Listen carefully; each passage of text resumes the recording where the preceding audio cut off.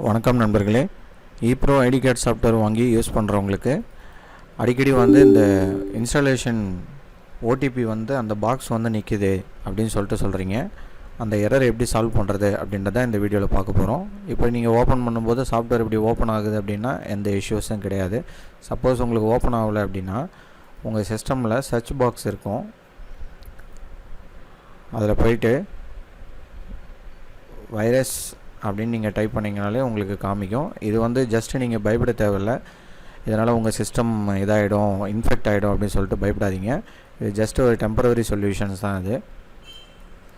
So இந்த option உள்ள போனீங்கன்னா உங்களுக்கு மேனேஜ் செட்டிங்ஸ்னு ஒரு இடம் கொடுத்துருப்பாங்க.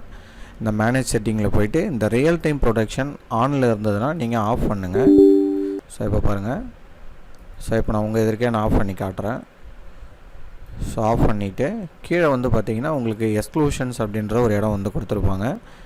இந்த எக்ஸ்க்ளூஷனில் போயிட்டு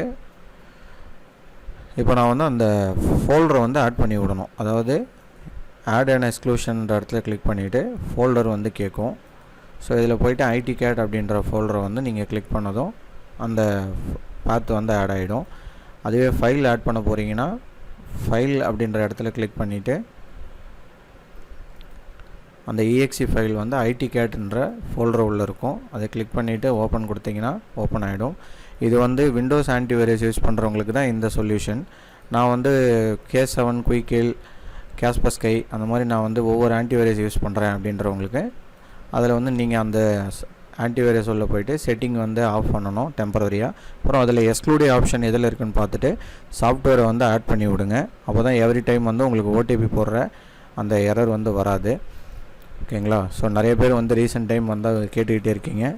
இதுக்கு இதான் ஒரே ஒரு சொல்யூஷன். ரொம்ப சிம்பிளான சொல்யூஷன் கூட. இந்த வீடியோ உங்களுக்கு பயனுள்ளதாக இருந்திருக்கும். தேங்க்யூ ஃபார் வாட்சிங்.